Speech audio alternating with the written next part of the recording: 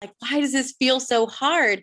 And it's really what we're saying about, like, there is no going back to a normal. Like, we're actually, we're still in a pandemic. Get to talk about just mental health. We talk about relationships. And to make sure that everything that we do in the classroom is relevant to not only what's going on in the world, but how these young people are experiencing the world. Everything you're doing previously, and it's all going to work and it's all going to be fine.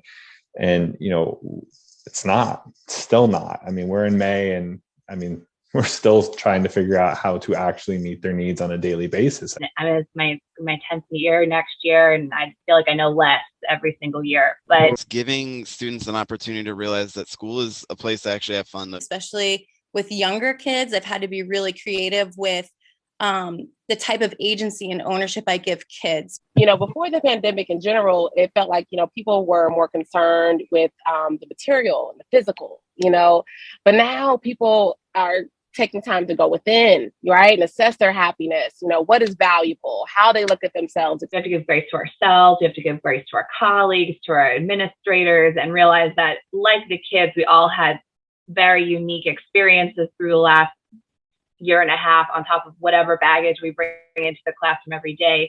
Our identity is whatever has changed in your family. I think especially at the high school level, it's been detrimental. They've lost, kind of that empathy. They've lost that ability to resolve a conflict in any sort of meaningful way. Really start pushing away from this competition mentality, you know what I mean? Like competitive mentality, and more about cooperation.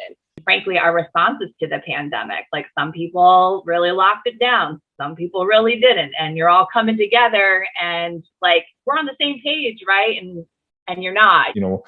We have to go back and think about, okay, how are we teaching our kids to actually resolve these things? And are we actually, as adults in the building, modeling what we want our students to be doing? Vulnerability, but at the same time, really try to be authentic, and not only my expression of love, but my expression of self-love. Throughout school and like our education to become teachers, they're like, no, you can only share so much. But I feel like for us to be models of these communication skills and everything else, we still have to model, like we have to be that. There's so much noise around specific topics and misinformation or disinformation around what certain things mean, like what is social justice education, what is anti-racist education, what is anti-bias education, and what does that mean for my child or my student? We all have stuff. And, one thing about Black culture in general, that I always try to showcase is that, throughout all this history, all the things that people have gone through, specifically even in American culture, we have still managed to, create, sustain, and set new standards because it's about understanding who you are. It's not just let's just slog through, it's the project that you're passionate about. It's the colleague that you collaborate with. It's, doing whatever like zings you.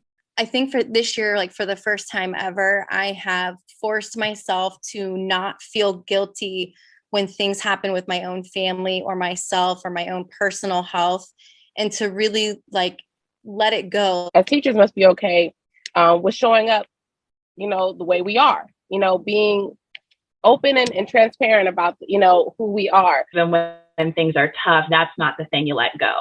You let go of homework and assessments that don't matter, and that committee that drains you. More of like, okay, we did this assignment and this completely missed the mark. Guys, I'm sorry. I completely failed you on this one. I messed up. I thought we could do this. I thought we could handle this in this way. It didn't work. We're going to try something different. Or, you know what? I'm going to scratch this assignment off the books, guys. Towards the end, we're approaching graduation. I have so many students who will sit there and tell you they don't know how much they learned in school or how much it's going to really be applicable to their real lives. So to really rethink, what are we doing this for? What is the ultimate goal? You know what I mean? What do we want these young people to be able to do when they leave our classrooms? That honestly is what's driving me to continue doing what I am, to get to the point where that radical seems commonplace for me and my colleagues too. Reminding myself like which stakeholders in education I'm responsible to, and fork. And I'm seeing the amazing things that they're doing and how they're taking the things that we're pouring into them and applying them in ways that I couldn't have even, you know what I mean? I couldn't have even foresaw it. And the best years of my career so far were the time at South that we had that kind of camaraderie, you know, and my partnership with Derek, who was in a suburban district, you know, 20 miles away. We really are doing the most important work, you know, right? We say teaching is not something you can teach, right? It's a calling. It's something that, you know, you're gifted to do. And I really feel privileged every day to be in the room